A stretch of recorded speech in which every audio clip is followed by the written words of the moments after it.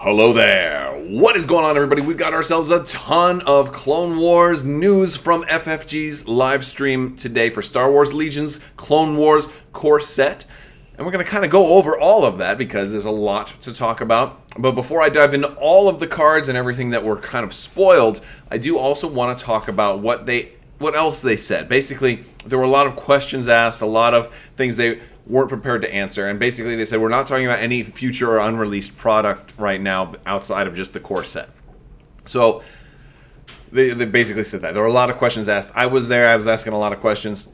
They also wouldn't say whether or not this was going to be on sale at Gen Con or not. So that's something else to think about. There was a lot of talk about how FFG had in the past said they weren't going to do early pre-releases anymore, but then last year at Gen Con they still went ahead and did it anyway. And so we don't know what's going to happen this year. Maybe they're actually going to stick to their guns and not do any early con pre-releases. If so, does that mean there's going to be con exclusives at Gen Con, since they did that at Adepticon and Star Wars Celebration? Let me know what you think about that in the description below. I will be starting a new round of the giveaway actually later on this week, so definitely make sure you tune in for that. And as with all of my giveaways, you just have to be a subscriber and leave a comment to enter. So and you might want to click that bell for alerts so you don't miss out on when the next one starts. With that out of the way, they also did say that there will be other things coming very, very quickly after Legion comes out, but not with the core set. So you're not going to get like your heavy vehicles and stuff like that right away, but those are coming. So that's exciting. I mean, I think we can all kind of expect that those things were coming, but it's cool to hear them talk about it. So let's jump into this. We got Grievous. Now, Grievous had already been spoiled. I did not talk about the stuff that was already spoiled already because I was a little bit late to it, and everybody else had already covered it, and I figured we would talk about it now. So Grievous is awesome at 175 points. Arsenal 2, block, which is like deflect, except he doesn't swing it back at you. He's got impervious, which is great. He's got Jedi Hunter, which is a very thematic, cool ability. He gets surge to crit if he's attacking a Force user or somebody that with a Force upgrade, which is cool. So they don't have to be full-blown Jedi, right? You could get like a Kyle Katarn at some point, and he might still have that. He's got Relentless, so he gets a free attack after he does a move. And Relentless is the best kind because it can be ranged or melee. And he's got Scale. Now, they did talk about what Scale means. Scale is before or after. This is part of my notes because I made some notes during the live stream. Before or after a move, they get a free clamber. So that means you can end at the base of a hill. Before you move, clamber up, and you don't have to roll dice. You don't have to roll dice for this. So it's a free, like, super safe clamber. So you can go up to the top, and then you do your move. Or you can move and then go up to the top. And that can stack with Relentless. So you can be like, move, climb up for free, then move again, and then melee, 2 times. Like Grievous is just like traversing. He's using his droid bits and getting all over the terrain. Very, very cool ability. I like that. And because he could go he could start at the base, he could go up, then move, and then go down, and then move again. Like, he could do all kinds of crazy stuff. So your terrain options might actually become more robust with Grievous being out there, which is very cool. He has 2 trophy lightsabers, a red, 2 black, and a white for each of them. Well, technically, each of them is like a pair, right? But since he's only got Arsenal 2, he's just got the 2. He's got Impact 1 on each and Pierce 1 on each. He's got training, he's got 2 command, and he's got the gun ability. We get a look at the gun right here. The DT-57 Annihilator can be used in melee or in range, which is very, very cool. I like that it's got it can be used 2 different ways. He's got Pierce and Critical 1. Critical with the number just basically is surge to crit, but only that many times, right? I think we've talked about that a little bit before. It's got Versatile, which says you can perform ranged attacks using this weapon while engaged. So think of Grievous playing chicken, holding somebody else hostage, and you're like, oh, you were going to shoot your General Kenobi? I don't think so. And then shooting you while he's engaged with somebody else. That's sleazy. And that is so thematic for Grievous.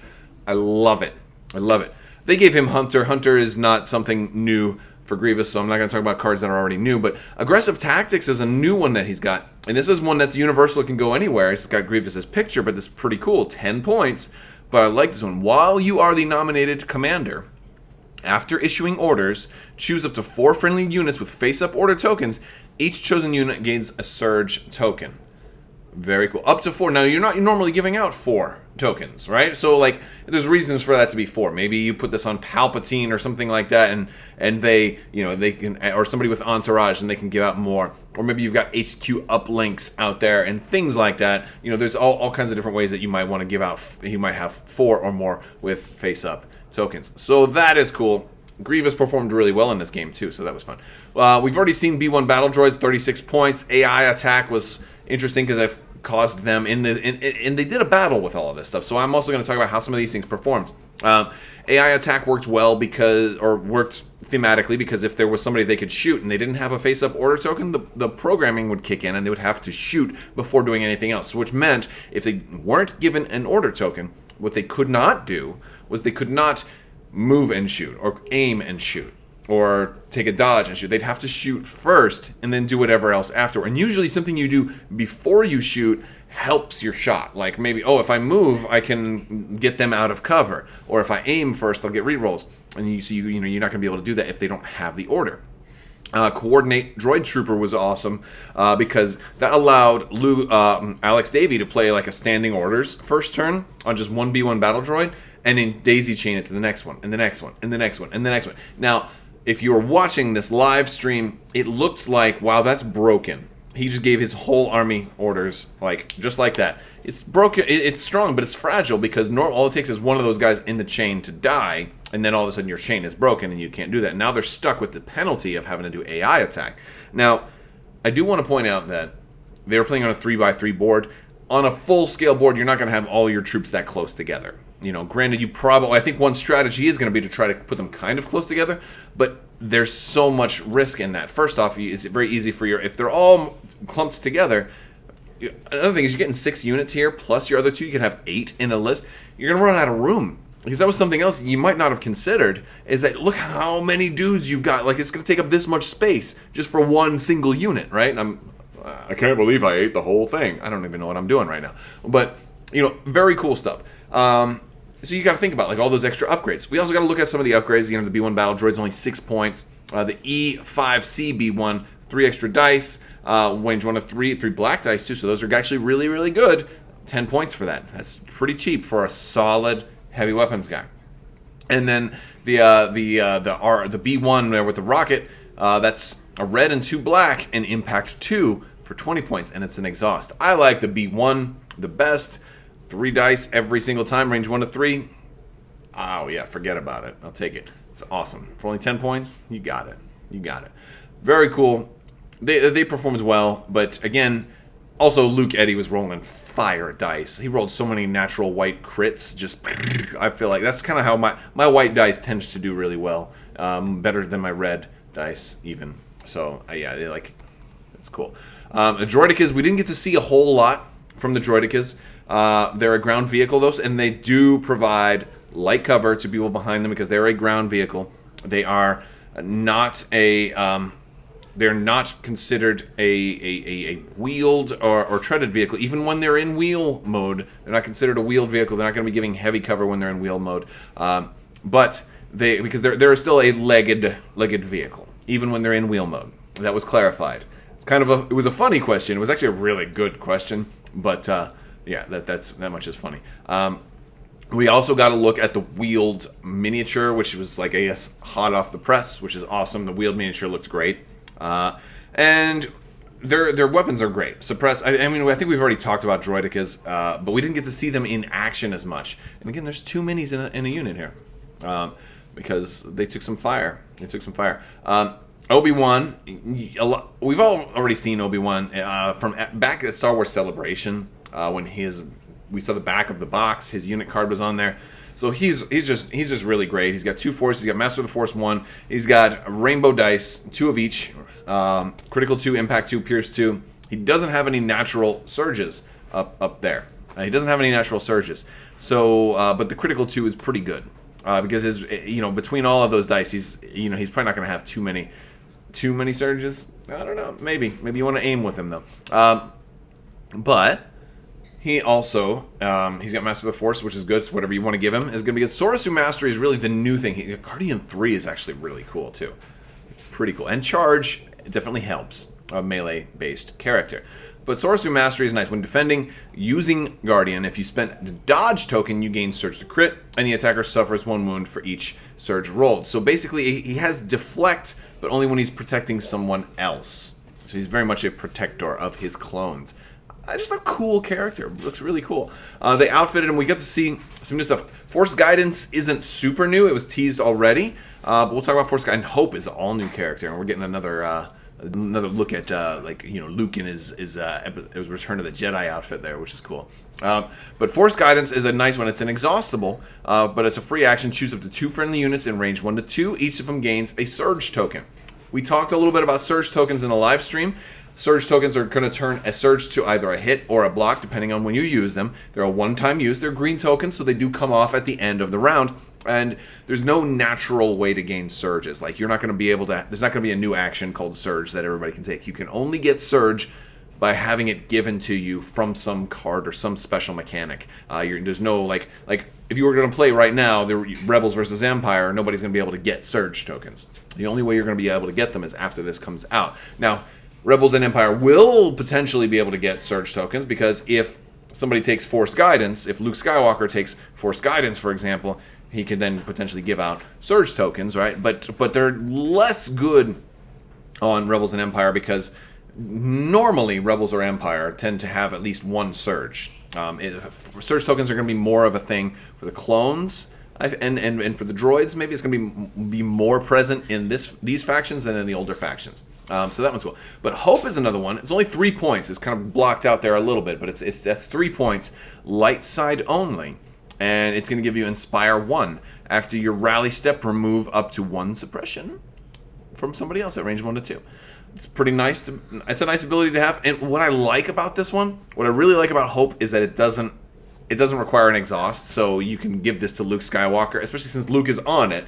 You can give it to Luke and not have to worry about how he's going to reset it, right? It just happens. So, and after a recent battle report where I had guys panic a lot because it was the bad condition, I'm thinking definitely I'm all about Inspire lately. So Hope looks cool. I wonder if there's an equivalent that's dark side only, like Despair or something like that, right? I don't know. Maybe that wouldn't be the right word. Let me know in the comments what would be a good counterpart to something like Hope. And what would it do? Maybe it would give out suppression. Maybe you could just cause suppression on enemy unit. That'd be kind of cool.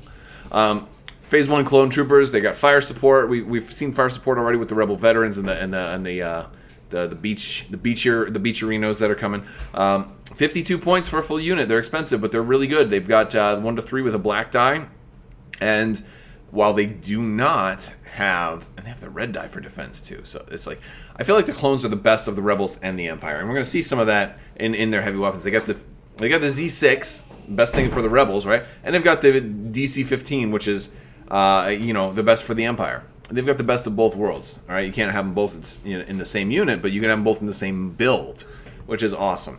And instead of impact, they have critical 1, which is pretty cool. Now these guys don't have surge, so they're gonna need those surge tokens. Our Bark Speeder, we just had a big article on the Bark Speeder. Bark Speeder's nice. I incorrectly said they don't have to make a compulsory move because I think I was a little bit flustered with new stuff. They have Speeder, so they have to make a compulsory move. But the light gunner, I don't know if we had the points cost for the twin laser gunner. 18 points for 4 extra dice, and it slows your speed down by 1. So now your compulsory is only speed 2, makes it a little bit easier to go. Bark Speeder did really, really good because in the game they combined it with fire support, and Luke rolled this all live. It's not like pre-recorded rolls, but he rolled like 15 or something like 12 or 11 or 12 damage, like out of 15 dice on the Droidicas, and it was nasty. He almost blew up an entire Droidica unit with a single shot by doing that. So that was really cool. Let's keep going. Command cards. This is the big thing. Command cards. We got all of the new command cards for Grievous and Obi-Wan, and this one is nuts. General Grievous gains disengage, so he can move out of melee, and a dodge token. At the end of his activation, he may perform an attack against each enemy unit at range 1 using the following weapon. It's like his lightsaber spin. And it can be melee or range 1, right? and it's suppressive and versatile, which means that even if you're engaged, versatile is the same keyword we saw on the gun, right? So even if you're engaged, you can still hit. So he's spinning around like a crazy cockroach. That's just such a cool. I mean, honestly, this is the flavor that we all wanted out of Grievous, and this is a beautiful. Like, he wants to be engaged in melee. He wants to be shooting out of melee, be protected from incoming fire, and then do something like this. This is just beautiful. He could disengage from whoever he's with. Oh, Obi-Wan, you're going to hit me back. Let me run away from you. And now I'll run into somebody else with these clone troopers. Ha ha ha ha. And I'm still protected from all the other shots. And, oh, and by the way, helicopter blades. Beautiful. Beautiful card. Love it. Love it. I want to see an alternate art with like a helicopter. Grievous as a helicopter. That's cool. Supreme Commander, his 2-pip. He gains a Surge token for each other friendly trooper at range 1. Surge is good. Surge is good. While another friendly trooper has a face-up order token, it gains Guardian 2 and can use Guardian during a melee attack. So Guardian, that's something we're seeing as a little bit more Guardian during melee. A lot of stuff that normally couldn't happen in a melee is now able to happen in a melee too with Grievous. He's all about changing the way melee works. He's breaking all the rules. He's such a bad boy of the Separatist faction. He is, so he's having his other guys protect him, right? You got Magna Guards there on the back. It would not surprise me to see Magna Guards here pretty soon. Pretty soon. Especially since, I mean, we've got Guardian Royal Guards. You know, it makes sense. It makes sense. All right. And then crush them. General Grievous and 2 units. His 3-pip. When General Grievous issues an order to a unit, that unit gains a Surge token for each defeated enemy unit. This one's definitely your late game card. Oh my goodness. You can give a lot of Surge out. Now all of a sudden, like, this is the... Or you're come from behind, man. Like, even if you're not crushing them, like... But one of the problems is, you know, the clones aren't that hard. They got the red defense dice. You got to make sure you kill units. This one, like, sounds really good, but I think it might be a little bit harder to implement than it actually seems. We're going to have to see what other, you know, if there's any, like, easy-to-kill units, like maybe strike teams that only have, like, 2 units and things like that. That'll make this better. Really cool card, though. Really cool card. But the 1-pip, definitely my favorite. Let's look at Obi-Wan's. Hello there. You know I love this one. You know I love this one. Yeah. This is just beautiful. Just beautiful. And this is right from Episode 3. Obi-Wan is his 1-pip. He gains Nimble. Nimble is after after you spend a dodge, you can get another dodge back at the end of after defending. At the start of the activation phase, Obi-Wan gains an aim, a dodge, a standby, or surge for each enemy unit at range 1 to 2. So he wants to jump right in there and just be like, super armor, I'm super awesome. And of course you're going to say, hello there. It's so good. It's so cool. I like Grievous as a little better, but this one's also very thematic. It feels straight up like it was taken straight from the movie. The theme is awesome with this one. Knowledge and defense. Honestly, first thing I thought when I saw this, I'm like, that looks a lot like Luke Skywalker from episode 8. Doesn't it a little bit? I mean, obviously the hair is a little different. It looks a little bit like him. Yeah, so it's 2 troopers. This is 2-pip. He gains a dodge token for each other friendly trooper at range 1, and he can use Guardian during a melee attack. And since he's got the Sorasu Mastery, that works into that entire thing. So he can use Guardian during a melee attack, he can spend the dodge, he can deflect stuff back. He is really protecting his troops. And this is really, really cool.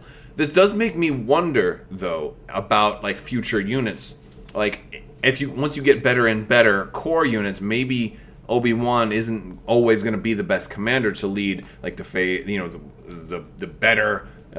If they do Phase 2 troopers, or if they, special forces, or if you do like an army of all Jedi, he might not be as important there, right? So I would love to see like Jedi core, like to be able to do like a whole army of Jedi, like that would be awesome. If they did generic Jedi, that could be core, and their personnel was like a Padawan or something like that. Like that would be like almost like strike teams for core. I don't know. That'd be fun. And our 3-pip General Kenobi. And this one was actually, I'm like, it's funny because like Grievous said that, but I guess okay, what are you gonna do, right? It wouldn't make sense to put it on the Grievous card because what if he's not facing Kenobi? What if he's facing somebody else later on down the road? So it's Obi-Wan Kenobi in 2 units, and when Obi-Wan Kenobi issues an order to a unit, that unit gains a surge token for each other friendly unit at range 1 of it. So if your clones are all stacked up together, they're going to gain lots of surge tokens. Obi-Wan will get surge tokens as well. This one's pretty cool. The surge is going to be important because, again, the clones have no surge abilities printed on them, at least. And again, these clones don't. Future units, like look at where the rebels are, right? Like the newest, some of your early ones only had 1 surge, but then you started seeing units that had both surges already, or maybe you're going to see a unit that has surge to crit and that really doesn't care about surge, like you might. So at least this one is really, really good for the Phase 1 clone troopers.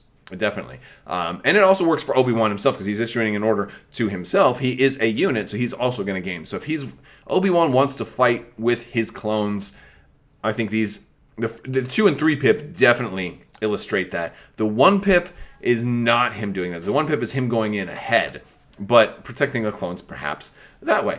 Pretty cool stuff. I'm thrilled. I'm really excited. I'm hoping that we get this at Gen Con. Let me know your thoughts in the description below. I want to thank all my patrons on Patreon. You guys are awesome. You definitely help make this possible. I want to thank all of you for watching, and I will be at Gen Con, so come say hi, and hopefully we get some more good news. I can't wait to see what else is coming. I can't wait to see what is next. I want to thank you guys so much for watching, and as always, have a great day.